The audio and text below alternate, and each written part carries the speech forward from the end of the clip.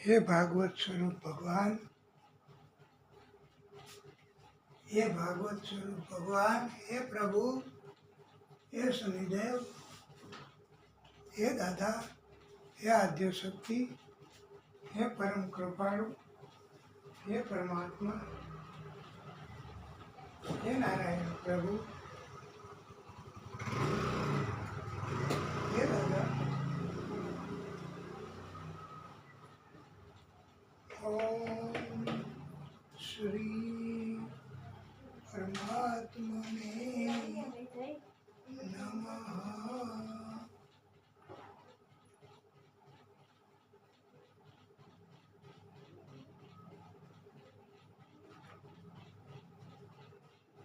बोलिए भागवत स्वरूप भगवान की जय।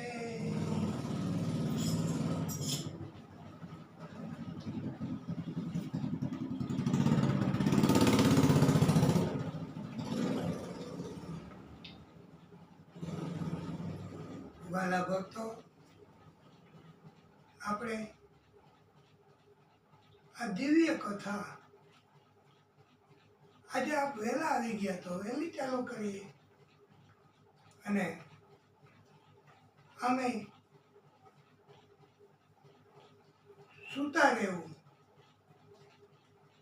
કુદરતી વાતાવરણમાં અકળામણ અનુભવવું, ક્યાંય ચેન ન પડે એવો સમય અત્યારે ચાલે છે. તો આપણે ભગવાનના સાનિધ્યમાં, એમની કથાના સાનિધ્યમાં, શનિદેવને એના સાનિધ્યમાં આપણે રહીએ એવો આપણો અભિગમ છે.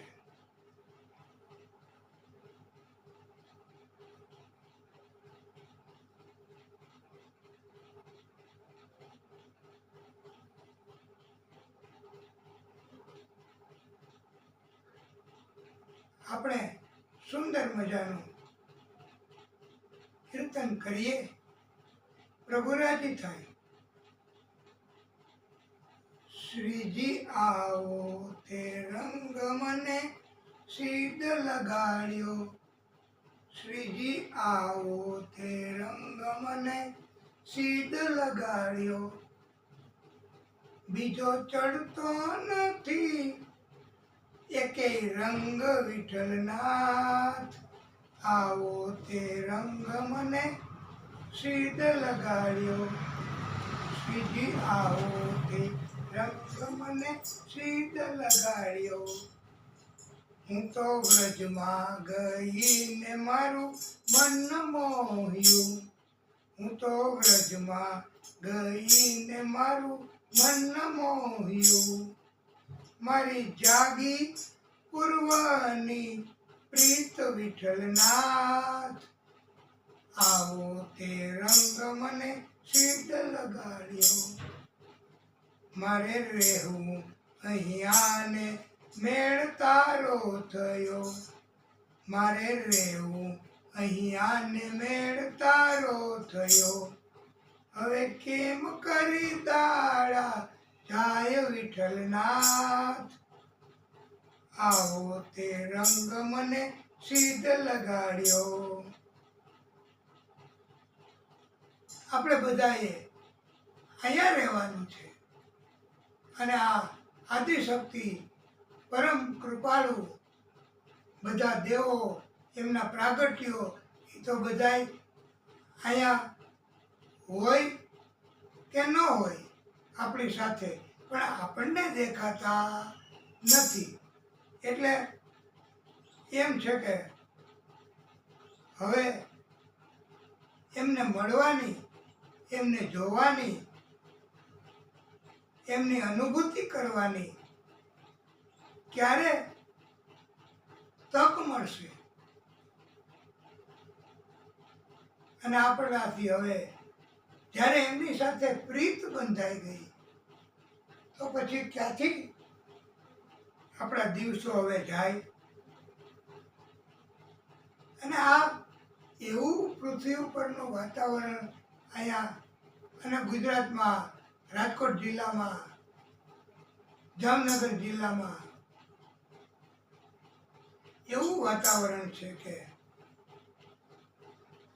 1 કલાક પણ શાંતિથી બેસી શકાય નહીં, સૂઈ શકવાની તો ક્યાં વાત જ રહી. અને પ્રભુને આપણે કહેશું કે આવો રંગ લગાડ્યો અમને કથા કરવાનો, કથા સાંભળવાનો, કીર્તન કરવાનો, કીર્તન સાંભળવાનો, એવો રંગ લગાડ્યો છે, છાંટ્યો છે, આપની તક અમને મળી છે, તો રંગ છાંટ્યો તો છાંટી હવે પૂરો કરો, નિત્ય તમારા દર્શન થાય વિઠ્ઠલનાથ. દરરોજ પ્રભુ આપના દર્શન, અને દર્શન ન થાય તો આપનો સંપર્ક, અને સંપર્ક ન થાય તો આપની ઝાંખી, અને ઝાંખી ન થાય તો આપની અનુભૂતિ કે આપ અમારી સાથે છો. એવું કરો પ્રભુ, એવી અમારી ઈચ્છા છે.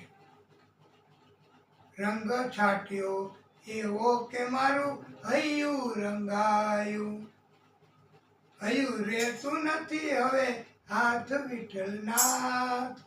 આવો તે રંગ સિદ્ધ લગાડ્યો, તારું મુખડું જોયું ને મારું મન મોહ્યું, તારું મુખડું જોયું ને મારું મન મોહ્યું. મારા તૂટે છે દિલડાના તાર વિઠ્ઠલનાથ. આવો તે રંગ મને સિદ્ધ લગાડ્યો. બોલીએ ભાગવત સ્વરૂપ ભગવાન કી જય.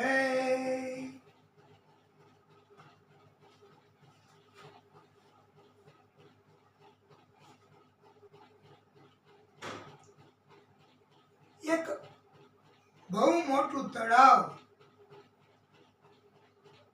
3 ટૂંક એની, એવું મોટું તળાવ, અને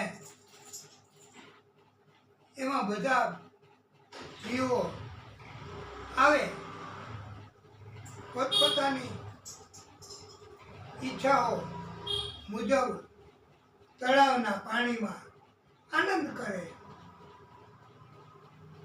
એમાં એક ગજેન્દ્ર, એક એની પત્ની હથની, 2 બાળકો મદનિયા હાથીના, એ દરરોજ આવે, રમત રમે, એને સૂંઢમાં પાણી ભરે, એકબીજાને છાંટે, આવી રીતે. અને પાણી ગંદુ થાય, બાયણે ફેંકે પાણી, તો ઝાડ તળાવમાં જ હોય, તો એનાથી તળાવનું પાણી ગંદુ થાય જ. એટલે હવે એને અટકાવવો કેમ? એનામાં તો જોર વધારે હોય, બળ વધારે હોય.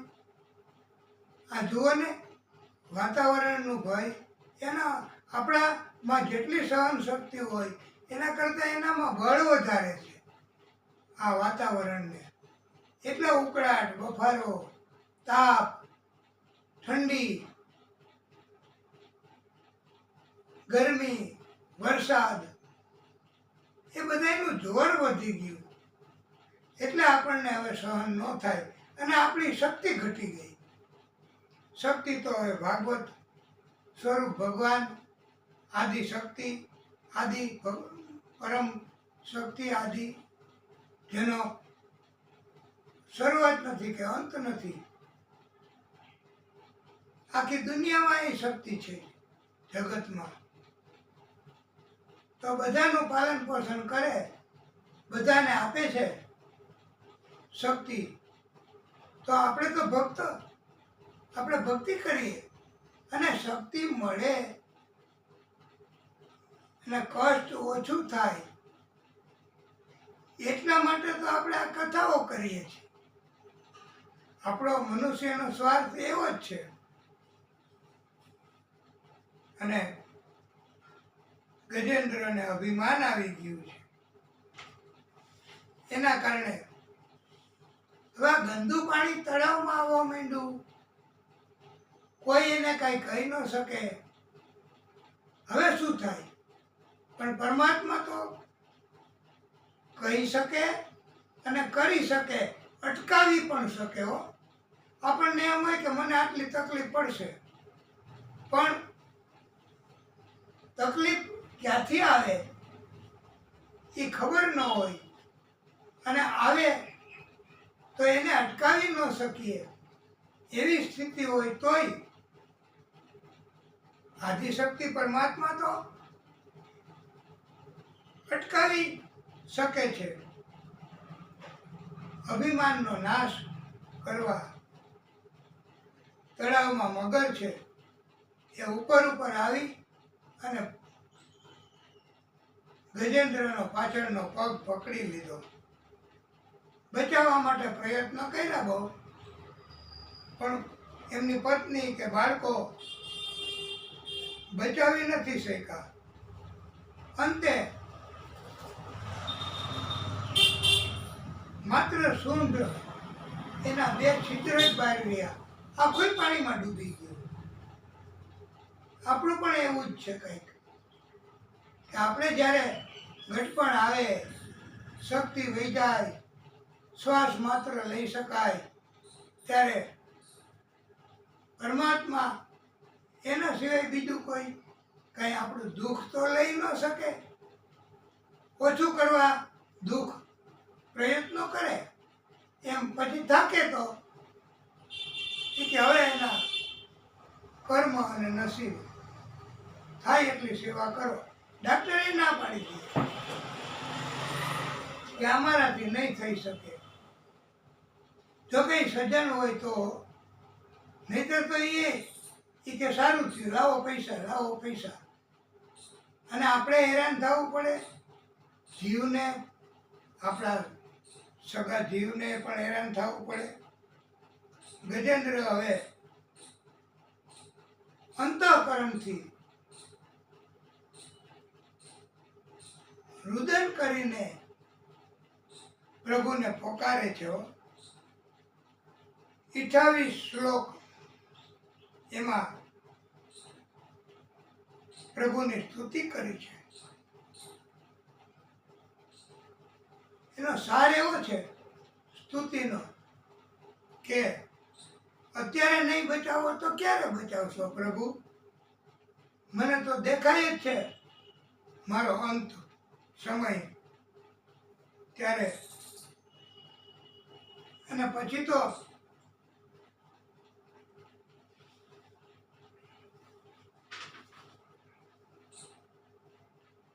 પ્રભુ ગરુડારૂઢ થયા. ગરુડની ગતિ ઓછી પડી. ગરુડને અભિમાન આવ્યું કે હું તમને લઈ જાઉં છું ભક્ત પાસે, તો તમે ભક્તને બચાવી શકો છો ને. આવું અભિમાન થયું એટલે ગરુડનો ત્યાગ કર્યો. જરા કંઈ જો અભિમાન આવે તો પ્રભુ છોડી દે છે, કોઈ પણ હોય ને તોય. નકર એનું તો વાહન હતું ગરુડનું, ગરુડ તોય છોડી દીધું. પ્રભુ ચાલવા માંડ્યા. ચાલવામાં એટલી ગતિ ઝડપી કે ગરુડ એટલું બળ વાપરીને ઉડે તોય પ્રભુને આગળ ન થઈ શકે. આવી પ્રભુની શક્તિ છે. પછી એનું અભિમાન ઉતરી ગયું અને પ્રભુ છે એમણે આવી સૌ પ્રથમ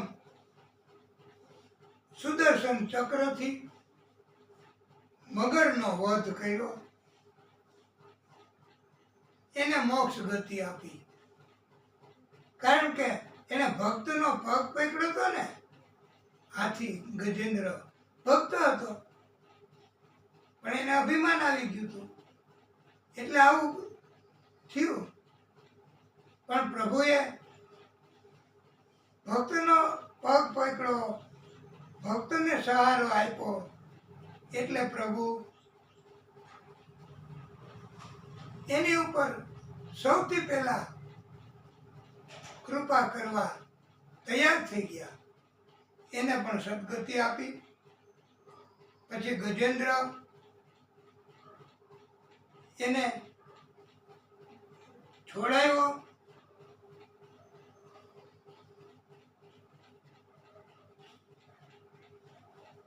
આ ગજેન્દ્ર અગાઉના જન્મમાં ચિત્રગુપ્ત રાજા હતો. અભિમાનના નશામાં વિવેક ગુમાવીને અંગીરા ગોત્રના ઋષિનું આ ચિત્રગુપ્ત રાજાએ અપમાન કર્યું હતું, ઠેકડી કરી હતી. ઋષિના શ્રાપથી આ ચિત્રગુપ્ત રાજા એ હાથી બની ગયો છે. એટલે વાલા ભક્તો,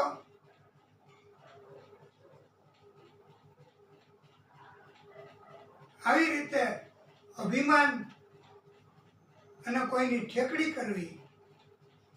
મોટી ઉંમરના ઘટપણમાં તો અમારી ઘણા ઠેકડી કરતા હોય, પણ કોઈની ઠેકડી કરાય નહીં, કોઈનું અપમાન કરાય નહીં, કોઈની મજાક કરાય નહીં, નહીતર શ્રાપ આવે. અને મગર એક ગંધર્વ હતો. એને ઋષિ સ્નાન કરવા ગયા ત્યારે ઋષિની પણ ઠેકડી કરેલી, મજાક કરી હતી ગંધર્વએ, અને આથી ગંધર્વને શ્રાપ મળ્યો અને મગર બની ગયો. આવી રીતે જાણતા કે અજાણતા ક્યારેય કોઈની મજાક કરવી નહીં, કોઈનું અપમાન કરવું નહીં. હંમેશા મદદ કરવી. જ્યાં સુધી શક્તિ હોય આપણામાં. શક્તિ ક્યારે હોય? પ્રભુની કૃપા હોય તો જ. પ્રભુની કૃપા વહી જાય તો શક્તિ નથી રહેતી. અને એક કથામાં એવું કીધું કે ઇન્દ્રધનુ રાજા હતો ગજેન્દ્ર. સંતોનું અપમાન કર્યું. અગત્ય ઋષિને ખબર પડી કે આ તો ઇન્દ્રધનુ રાજા સંતોનું અપમાન કરે છે. તો સંતોએ તો કંઈ ન કીધું, પણ અગત્ય ઋષિના શ્રાપથી એ ઇન્દ્રધનુ રાજા ગજેન્દ્ર બની ગયો છે. આવી રીતે પછી તો દુર્વાસા ઋષિ એમણે શ્રાપ દીધો. ઇન્દ્રની સંપત્તિ વહી ગઈ. દેવો બધા રખડતા થઈ ગયા. હવે શું કરવું? ત્યારે પ્રભુએ કહ્યું કે તમે સમાધાન કરો અને સમુદ્રનું મંથન કરો. દૈત્યોના ટેકાથી જ મંથન થશે અને અમૃત નીકળશે. એ હું તમને પાન કરાવીશ, અમૃત પાન. તમે અમર બની જશો. પછી તમારો વિજય થશે, સંપત્તિ પાછી મળશે. આવી રીતે યોજના સમજાવી પ્રભુએ. અને મંદરાચલ પર્વત એનો વાસુકી નાગનું નેતૃત્વ કર્યું અને દેવો દાનવો એમાં વાસુકી નાગના મુખ પાસે દેવો ઊભા રહી ગયા ઉતાવળ કરીને. એને એમ કે અહીંયા ઊભા રહી. તો દૈત્યોને થયું કે દેવો કપટ કરે છે. એને કીધું અમારે ત્યાં ઊભું રહેવું છે. તો દેવોને તો મજબૂરી હતી કે હા તો તમે અહીંયા ઊભા રહ્યો. પોતે પૂછડા પાસે ઊભા રહ્યા. એમ મજબૂરી હોય, કોઈ આપણી પાસેથી કાંઈ લઈ જાય કે આપણને કોઈ પરેશાની પહોંચાડે તો આપણે સહન કરીએ. ભગવાન આપણને મદદ તો કરવાના, પણ એને નુકસાન બહુ થાય. એટલે હવે જુઓ, વાસુકી નાગનો ઉશ્વાસ એટલો બધો ઝેરી કે દેવો બધા કાળા કાળા થઈ ગયા, દૈત્યો બધા કાળા કાળા થઈ ગયા. આ સારું હોય પેલા લેવું એવી નીતિ અને બીજાને હેરાન કરવાની નીતિ, મજબૂરનો ગેરલાભ ઉઠાવવાની નીતિ, એના કારણથી તકલીફ થાય જ છે.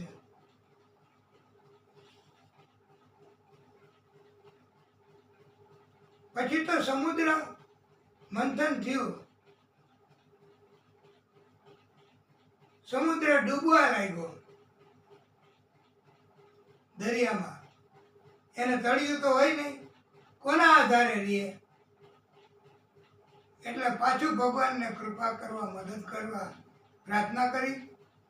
ભગવાને કાચબા સ્વરૂપ લીધું, વિરાટ કાચબો બની દરિયામાં ગયા, પોતાની પીઠ ઉપર આખું ધારણ કર્યું. આ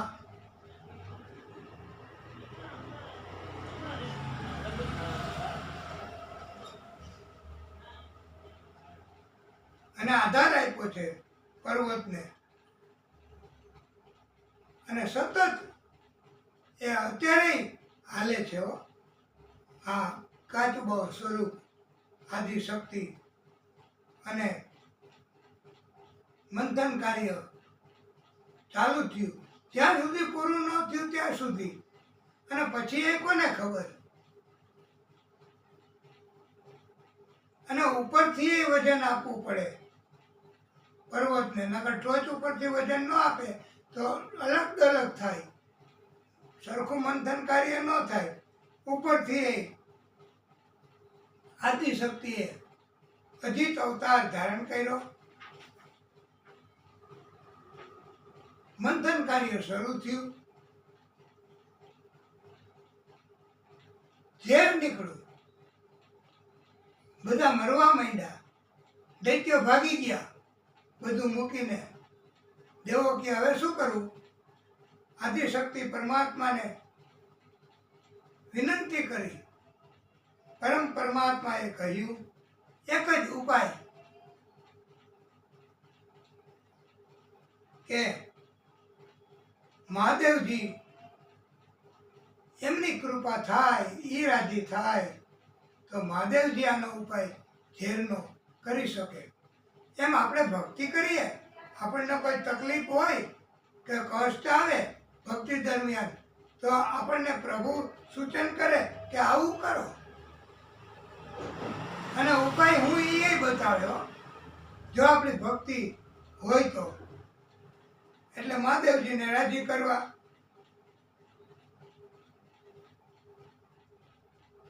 અને પછી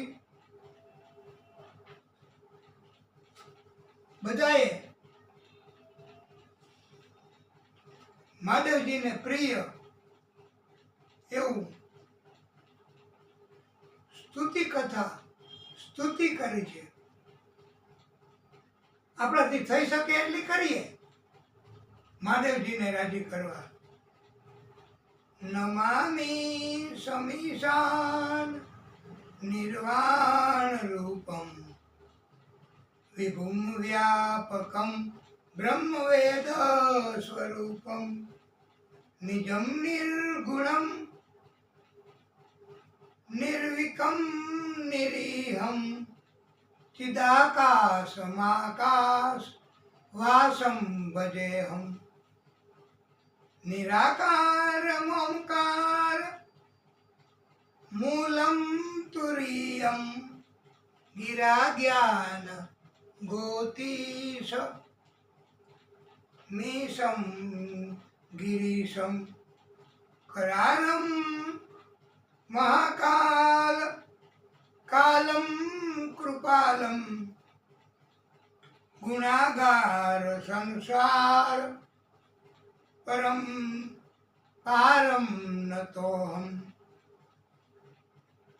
નમામિ સમીશાન નિર્વાણ રૂપમ વિભુમ વ્યાપકમ બ્રહ્મવેદ સ્વરૂપમ.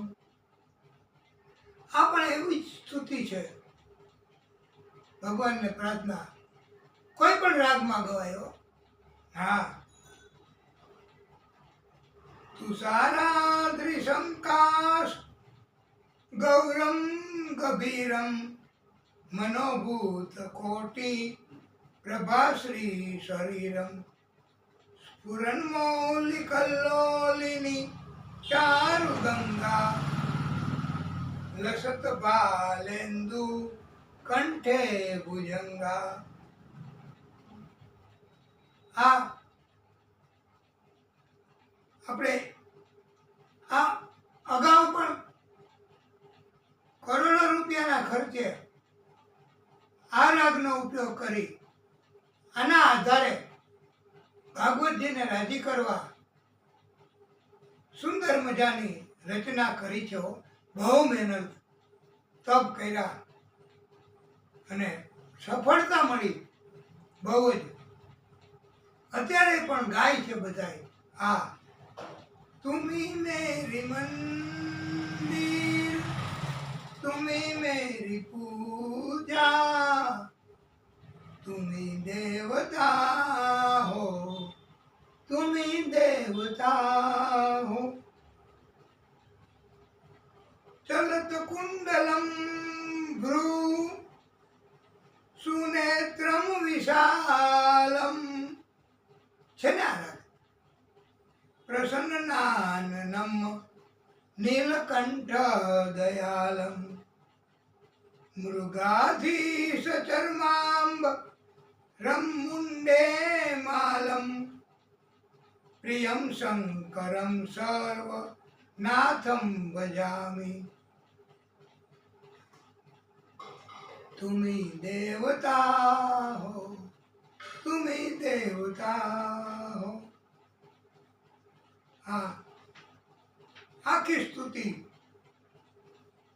એ આપણે કથા પછી નહીં થઈ શકે એટલે કથા શનિદેવને સંભળાવી છે થોડીક વધારે પ્રમાણમાં. અને આ સ્તુતિ એના વિશે કહેવામાં આવ્યું છે કે રુદ્રાષ્ટકમ ઇદમ પ્રોક્તમ વિપ્રેણ હર્તોષયે યે પઠન્તિ નરા ભક્ત્યામ તેષામ શંભુ પ્રસિદ્ધતિ. આ જો માણસો સ્તુતિ કરે દરરોજ તો મહાદેવજીની કૃપા થાય છે, આદિશક્તિની કૃપા થાય છે.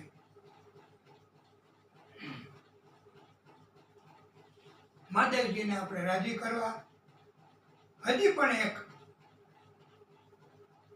એ આખો લખીને ચિઠ્ઠીમાં કે હજી એક ગાવ તો એકાદી લીટી. આશુતોષ શશાંક શેખર ચંદ્રમૌલી ચિદમ્બરા કોટી કોટી પ્રણામ શંભુ કોટી નમન દિગંબરા નિર્વિકાર ઓંકાર અવિનાશી તુમી દેવાધિદેવ જગત સર્જક પ્રલય કરતા શિવમ સત્યમ સુંદરા શિવમ સત્યમ સુંદરા. કૈલાસમાં ડમરું ડમ ડમ વાગે કૈલાસમાં ડમરું ડમ ડમ વાગે. શિવજીના ત્રણે લોક જાગે રે ડમરું ડમ ડમ વાગે. કૈલાસમાં ડમરું ડમ ડમ વાગે. શિવજીની જટામાં ગંગા બિરાજે માથે ફણી ધરનારો રે. કૈલાસમાં ડમરું ડમ ડમ વાગે. આકાશમાંથી દેવો જોવાને આવે, આકાશમાંથી દેવો જોવાને આવે, નારદજી વીણા વગાડે રે, ભીલડી સ્વરૂપે માતા ઉમિયાજી આવે, શંકર સમાધિમાં જાગે રે, કૈલાસમાં ડમરું ડમ ડમ વાગે. આ પણ શિવજીનું આ ડમરું જે કોઈ ગાશે, ગાશે વાસે ને વળી ગંગામાં નાશે, સાંભળનારા કૈલાસ જાશે રે, ડમરું ડમ ડમ વાગે. કેનારા સાંભળનારા એ કૈલાસમાં જાય. મહાદેવજી એમને પણ સ્વીકારે છે. હા, જેટલું થાય એટલું ભક્તિ કરવી બસ. અને આપણો ઈરાદો શુદ્ધ છે. શનિદેવને કથા આગળની સંભળાવી છે, પછી કથા નહીં પૂરી થાય તો કાપ મૂકવો પડે. અમે કાપ તો મૂકતા જ હોય છે. આમ છતાંય થોડી વધારે કથા કહી શકાય તો સારું. કર્પૂર ગૌરમ કરુણાવતારમ, સંસાર સારમ ભુજગેન્દ્રહારમ, સદા વસંતમ હૃદયારવિંદે, ભવમ ભવાની સહિતમ નમામિ. ઓમ નમઃ શિવાય, ઓમ નમઃ શિવાય, ઓમ નમઃ શિવાય. કૈલાસમાં ડમરું ડમ ડમ વાગે, શિવજીના ત્રણે લોક જાગે રે, ડમરું ડમ ડમ વાગે. મહાદેવજી તો પ્રસન્ન થયા, પ્રગટ થયા. આવી રીતે આમ પાત્ર બનાવી આખું ઝેર મહાદેવજીએ લઈ લીધું. નીચે નથી ઉતાર્યું, હા, કંઠમાં રાખ્યું. અને એના કારણથી મહાદેવજીનો કંઠ નીલ રંગનો થઈ ગયો, ઝેરના કારણથી. અને એને નીલકંઠ મહાદેવ તરીકે ભક્તો ઓળખવા માંડ્યા. બોલીએ નીલકંઠ મહાદેવ કી જય. અને આદિશક્તિએ કહ્યું છે પરમાત્માએ કે મહાદેવજી, હું આપનો ઋણી છું. ગમે ત્યારે આપ મને પોકારજો, સ્મરણ કરજો. અને કથામાં પછી આવશે કે મહાદેવજીને કષ્ટ થયું, ભૂલથી એવું વરદાન અપાઈ ગયું હતું, જેની ઉપર હાથ મૂકે એ ભળી જાય. મહાદેવજી ઉપર જ મૂકવા આવ્યો. ભાગ્યા દોડ્યા, પહોંચી ન શક્યા. અને પ્રભુએ પ્રાગટ્ય કર્યું છે આદિશક્તિએ. અને મહાદેવજીને પણ કૃપા કરી છે અને આવા દૈત્યનો નાશ કર્યો છે. આવી રીતે પ્રભુ કોઈનો ભાર નથી રાખતા. સમુદ્ર મંથનનું કાર્ય ઝડપથી થવા લાગ્યું. કામધેનુ ગાય નીકળી ઋષિઓને આપી, ઉચેડ સરવા અશ્વ બલિરાજાને આપ્યો, ઐરાવત હાથી આ ઇન્દ્રને મળ્યો, કૌસ્તુભ મણિ ઘણા અમૂલ્ય રત્નો નીકળ્યા, હીરા માણેક સુવર્ણ. પ્રભુ પરમાત્મા શ્રી હરિએ કૌસ્તુભ મણિ તથા હીરા માણેક સુવર્ણ અમૂલ્ય રત્નો પ્રભુએ રાખ્યા.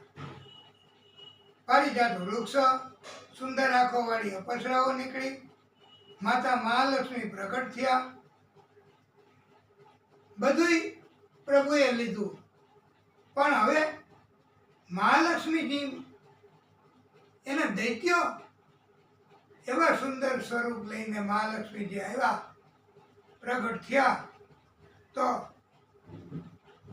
દૈત્યો તો લટુ થઈ ગયા.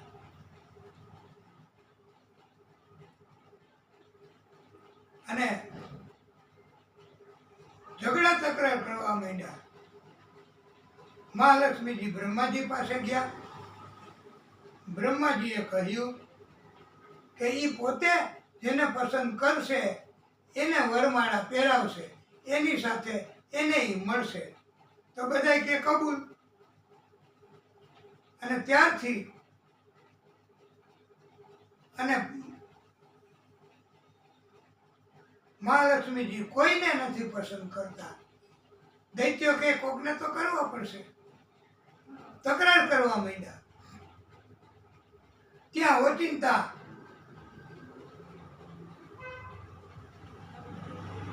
શ્રી હરિ એમણે પ્રાગટ્ય કર્યું. મહાલક્ષ્મીજીએ વરમાળા પહેરાવી પ્રભુને અને મહાલક્ષ્મીજીના વિવાહ લગ્ન થયા અને પ્રભુ લક્ષ્મીકાંત બન્યા છે. પછી તો વારુણી નીકળી, દૈત્યો લઈ ગયા. ધન્વંતરીના રૂપમાં પુરુષ નીકળ્યો અમૃત કુંભ લઈને. અને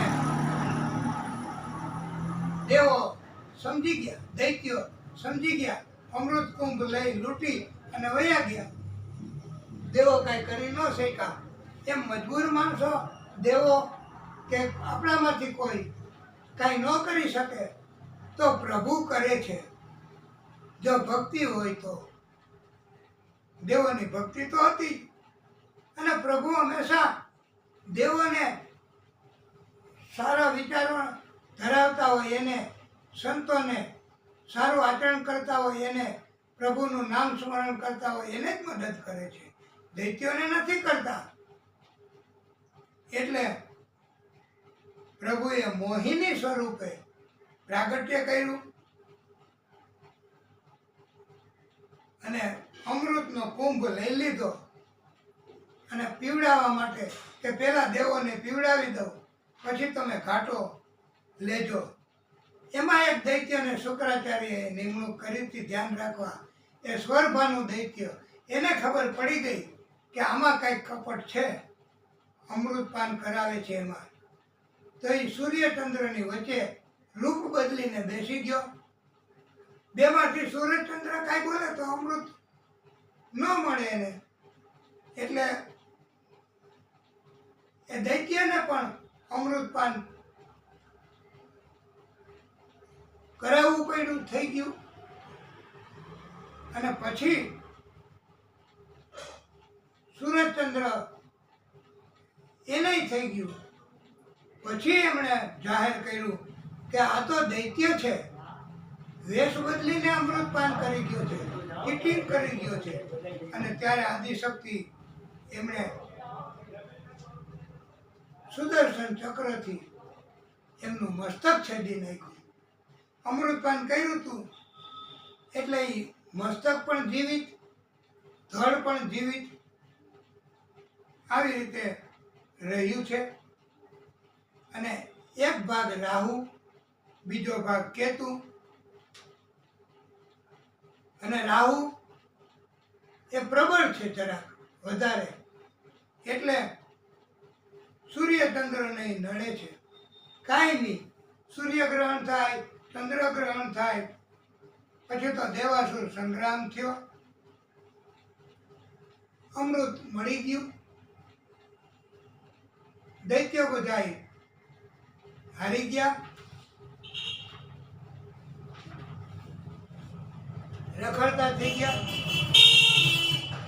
એમાં સ્વરભાનું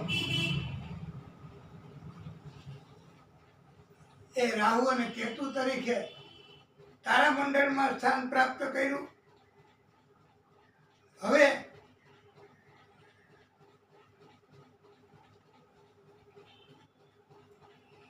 શુક્રાચાર્ય એમણે એક દૈત્યને જીવિત કર્યો. સંજીવની વિદ્યા જાણતા હતા શુક્રાચાર્ય, અને એના મારફત 100 અશ્વમેઘ યજ્ઞ કરાવવાનો નિર્ધાર કર્યો. 99 યજ્ઞ પૂરા થયા. એ દૈત્ય 99 યજ્ઞ કર્યા શુક્રાચાર્યની મદદથી, ગુરુ શુક્રાચાર્યની. અને પછી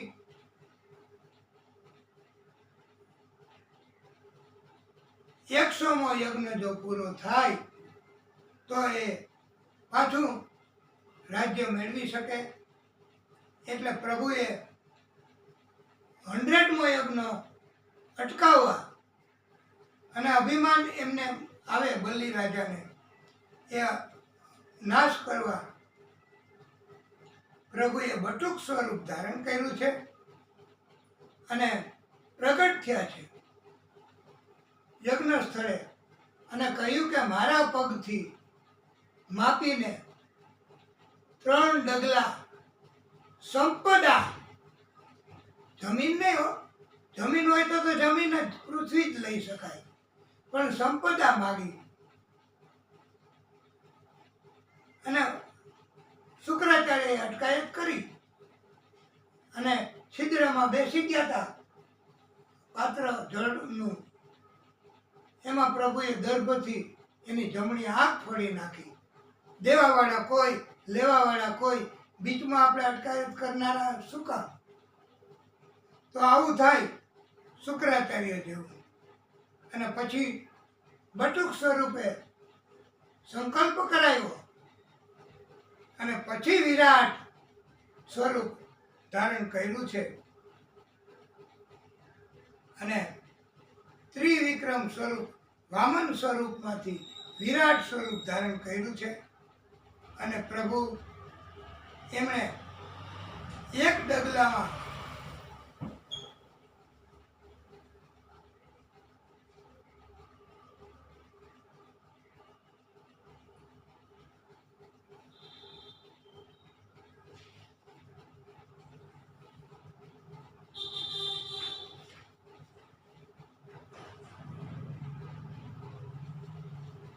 પ્રભુએ એક ડગલામાં આખું પૃથ્વી, બ્રહ્માંડ, પાતાળ બધું માપી લીધું.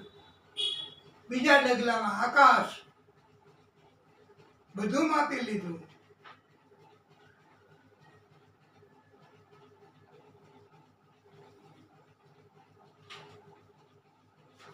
અને હવે પ્રભુએ કહ્યું કે બોલ બલિ, ત્રીજું ડગલું ક્યાં મૂકવું મારે? કે પછી તારે વચનનું પાલન નથી કરવું, સંકલ્પનું પાલન નથી કરવું? ત્યારે બલિ રાજા આવા પરમ ભક્તો હતા તો એને સદબુદ્ધિ આવી હો કે પ્રભુ હજી હું સલામત છું, મારી ઉપર મસ્તક ઉપર પધરાવો આપનું ત્રીજું પગ ડગલું. અને પ્રભુએ એના મસ્તક ઉપર પધરાવ્યું ત્રીજું ડગલું અને એ પાતાળમાં મોકલી દીધો બલિને. આવી રીતે પ્રભુએ બધું જ લઈ લીધું. પછી આપવાનું શરૂ કર્યું પ્રભુએ. અને પ્રભુ એમણે બલિને કહ્યું કે તારે શું જોઈએ માગી લે. ત્યારે બલિએ કહ્યું મેં સર્વસ્વ આપ્યું છે બધું અને હું પોતે. આવી રીતે દાન કરે એને બલિદાન કહેવાય છે. બધું જ આપી દે, પોતાની કુરબાની કરી દે, એને બલિદાન કહેવાય. એટલે અને પછી તો એમણે કહ્યું પ્રભુ સુતલ પાતાળમાં મારી રક્ષા કરવા, મારી નગરીની રક્ષા કરવા પધારો. પ્રભુએ કહ્યું ચોક્કસ. અને પ્રભુ પોતે ચોકીદાર બન્યા છે સુતલ પાતાળમાં બલિની અને આખી નગરીની. એટલે ભક્તિ કરીએ ને તો પ્રભુ પોતે રક્ષણ કરે, ચોકી કરે આપણી અને આપણા વિસ્તારની. આવું ભાગવતકારોએ શીખવ્યું છે, કથામાં આવું આવે છે. તો આવી કથા આપણે શનિ મહારાજને સંભળાવીએ. આથી શક્તિ સ્વરૂપ છે. અને પછી પ્રભુએ કહ્યું કે હું જાણું છું બલી, તારે ઇન્દ્ર બનવું છે, એટલે 100 યજ્ઞ કરવાના હતા.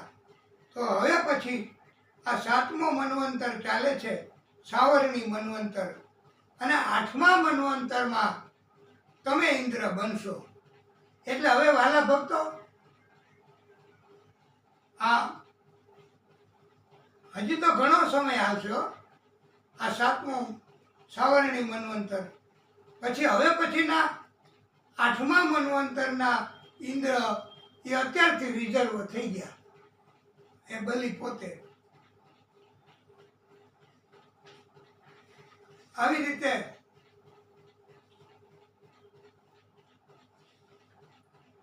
અને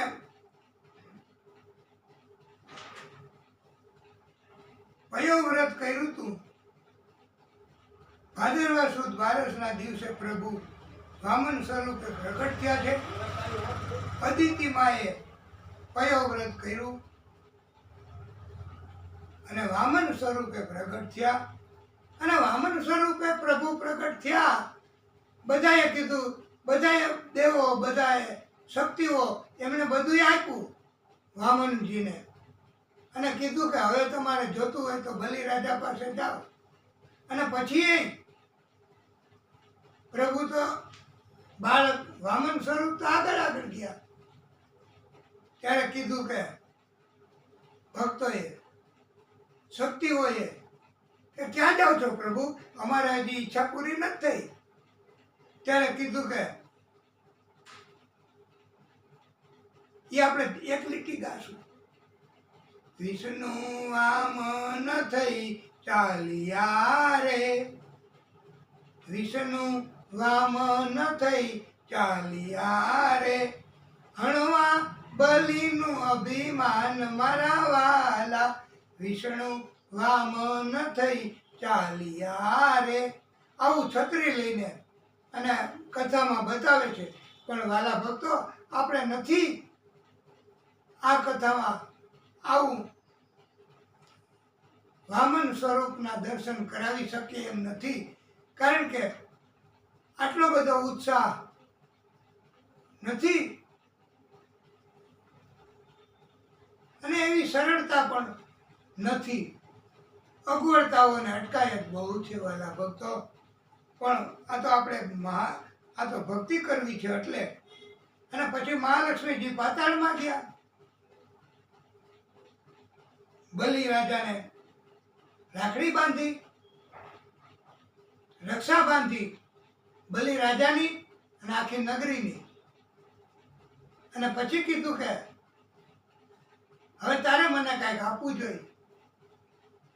મેં તારી અને તારી નગરીની રક્ષા કરી, હવે એની જરૂર નહીં પડે રક્ષણની.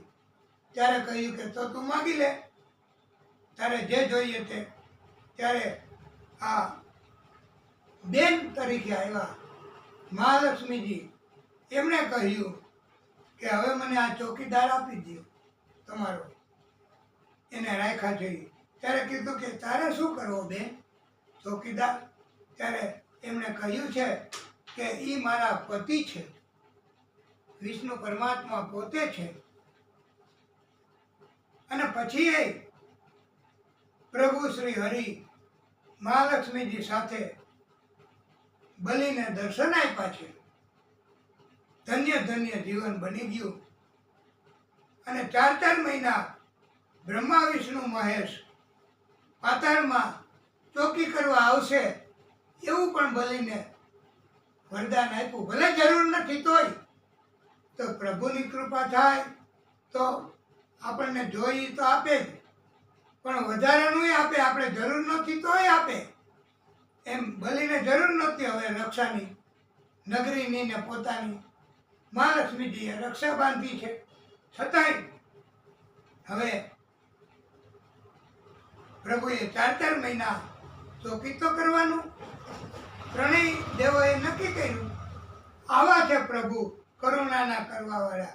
કષ્ટ કોઈ પણ કારણથી થાય, ભક્તિ કરીએ તો પ્રભુ હંમેશા કૃપા કરે, મદદ કરે અને ઘણું ઘણું આપે છે.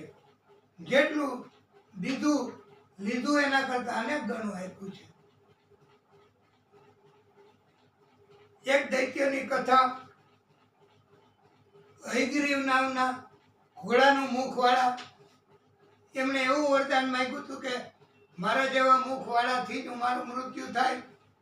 વેદો અને બધાને લઈ અને એ તો ત્રાસ ફેલાવવા માંડ્યો.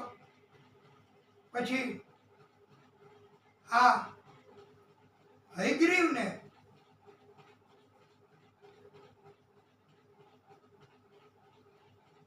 માતા મહાલક્ષ્મીજી એમની ભક્તિથી આવું વરદાન મળ્યું હતું. પછી પ્રભુએ જ અશ્વનું મુખ ધારણ કર્યું, એવી લીલા કરી અને આને માર્યો છે. આવી રીતે અને વેદો અને એને છોડાવ્યા છે.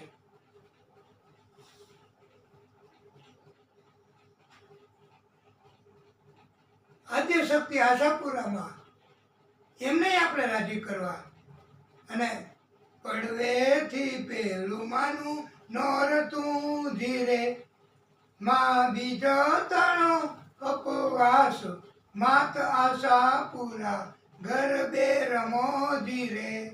પડવેથી પેલું માનું નોર તું ધીરે, માં ગરબે રમે ને તાળી પડે ધીરે.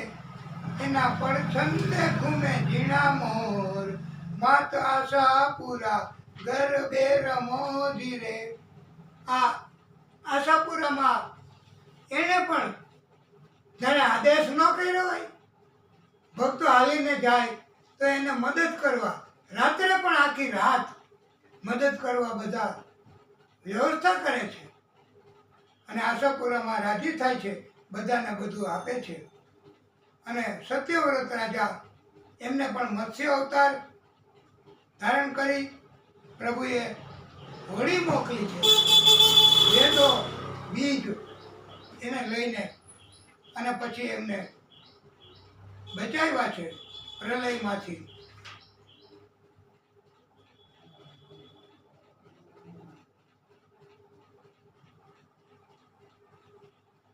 અને આપણે પણ હંમેશા પ્રભુની ભક્તિ, શનિદેવની ભક્તિ, પ્રભુના પ્રાગટ્યોની ભક્તિ આપણે કર્યા કરવી. બાકીનું બધું એ સંભાળી લેશે. બ્રહ્માજીની ઉત્પત્તિ એ તો અહીંયા જ બતાવ્યું છે. પ્રભુને એકવાર ઈચ્છા થઈ, એમની દુટીમાંથી કમળમાં બ્રહ્મા નીકળ્યા અને બ્રહ્માજી એમણે તપ કર્યું 1000 વર્ષ ઉપર. અને પછી બ્રહ્માજી એમને દિવ્ય જ્ઞાન આપવા પ્રભુએ, આદિશક્તિએ આ બ્રહ્માજીને ચતુશ્લોકી ભાગવત કહ્યું છે.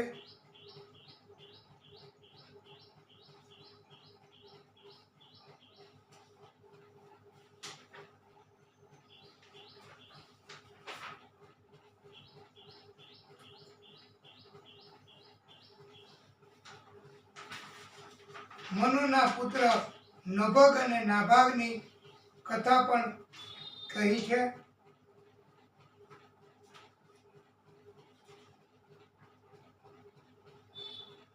નાભાગને રુદ્રદેવે પ્રસન્ન થઈ અને વરદાન આપ્યું છે, બ્રહ્મ જ્ઞાન આપ્યું છે.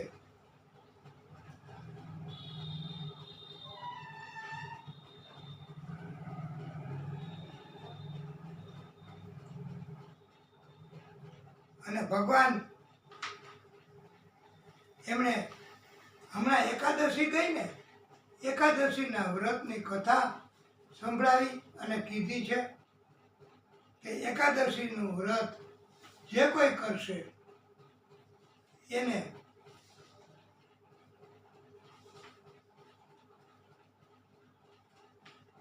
કૃપા થશે, પ્રભુની.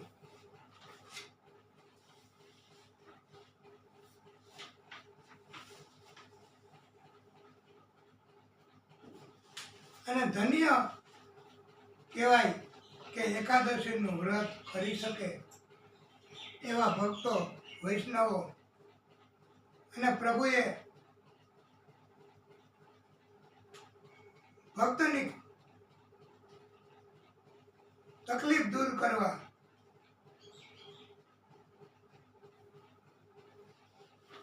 સુદર્શન ચક્ર આપ્યું છે અગાઉથી.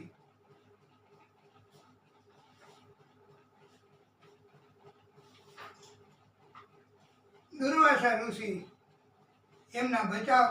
એમનાથી બચાવ કરવા અને એકાદશીનું વ્રત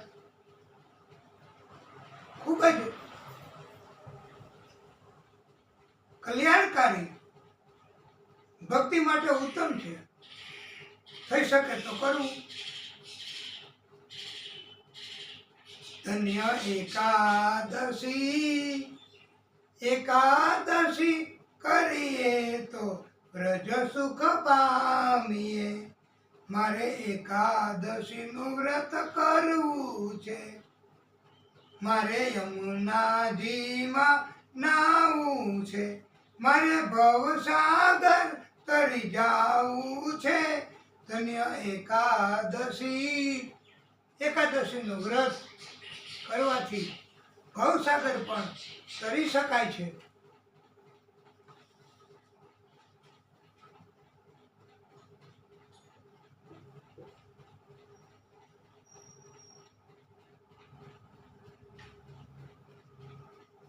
હંમેશા આપણે બધાએ બુરી આદત સુધારી લેવી જો હોય તો, અને પછી ભક્તિ કરવી, તપ કરવું, સત્યનું પાલન કરવું.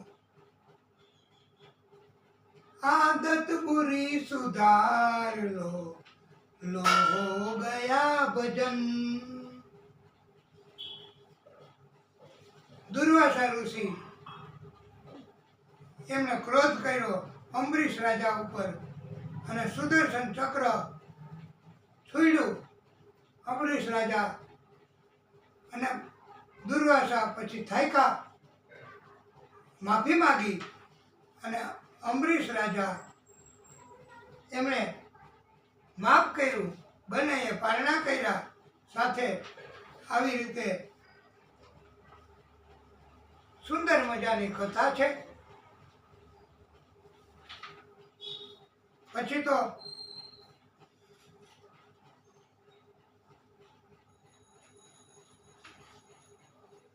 સોમભરી ઋષિ એમણે ગઢપણમાં સેવા માટે એક કન્યા માંગી અને યોગ બળથી રાજાએ કન્યા ન આપી. એવું આકર્ષક શરીર બનાવ્યું સોમભરી ઋષિએ કે 50 કન્યા એના ઉપર મોહિત થઈ ગઈ અને લગ્ન થયા. આ સોમભરી ઋષિની કથા પણ ખૂબ જ મહત્વની. હરિ કણ કણ में बसे है. ભજો નારાયણ નારાયણ હરિ હરિ. હરિ ઓમ નમો નારાયણ. હરિ ઓમ નમો નારાયણ. વિશ્વામિત્ર એના પુત્ર અને હરિશ્ચંદ્ર એમની કથા સંભળાવી. એને પુત્રમાં મોહ જાગ્યો હતો ત્યાં સુધી કષ્ટ સહન કરવું પડ્યું. પુત્ર મોહ છૂટ્યો, ભગવાન પ્રસન્ન થયા અને એમના પુત્રને પણ સજીવન કર્યો છે. એવી સુંદર કથા. અને એ મહાદેવજીની કૃપાથી એ બીલી પત્ર પડ્યા, નીચે મહાદેવજીનું લિંગ હતું. મહાદેવજી પ્રસન્ન થઈ ગયા અને પાછું પુત્રને સજીવન કર્યા.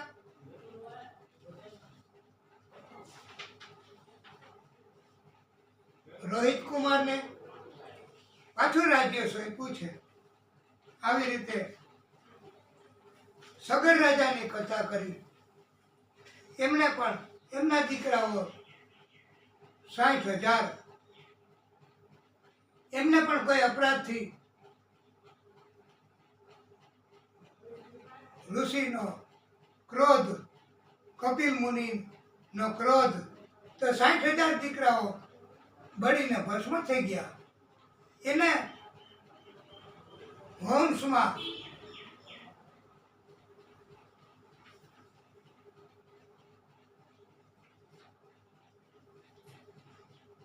મોક્ષ કરાવવા ભગીરથ રાજા એની પેઢીમાં, અને એમણે ગંગાનું અવતરણ કરાવ્યું છે.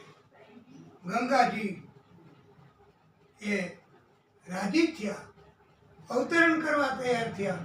ત્યારે કીધું કે મારો વેગ કોણ જાણશે, હું તો પૃથ્વી ઉપર આવીશ. ત્યારે વાલા ભક્તો, આ મહાદેવજી જટા ખોલી. એને એમ થયું કે જોગી, ગંગાને અભિમાન થયું. ત્યારે મહાદેવજી જટામાં મૂકી બાંધી લીધી. પછી તો ભગીરથ રાજાના કહેવાથી, વિનંતીથી એક લટ ખોલી, એમાંથી આ ગંગા અત્યારે નીકળે છે. એટલી છે ગંગા, આટલી બધી. હજી બાકી તો એમાં જ છે. એટલે મહાદેવજી એમની દિવ્ય કથા છે. અને આપણે આ કથા પણ સુંદર મજાની સ્પેશિયલ કથા એ ગંગાની અને રાજી કરવાની. અને ગંગા સપ્ત સ્તોત્રમાં વહે છે. એમણે કહ્યું છે કે શ્રદ્ધા હોય તો ગંગા પવિત્ર બનાવે. ગંગા કોઈને આવકાર નથી આપતી કે પધારો પવિત્ર બની જાઓ. અને ઉલટાનું એમ કીધું છે કે જો તમને શ્રદ્ધા હશે તો હું પવિત્ર બનાવનારી ગંગા છું, પાપને ધોનારી ગંગા છું. માનો તો મેં ગંગા માં હું, ન માનો તો બહેતા પાनी. जो स्वर्ग नहीं धरती को, मैं हूँ प्यार की वही निशानी. हरिओम हरिओम हरिओम हरिओम. सदियों से ये बहती धारा, प्यार की धरती सींचे नीचे, मेरी लहर लहर पे लिखी है इस देश की अमर कहानी. આ ગંગા એમની કથા. વાલા ભક્તો, દશરથ રાજા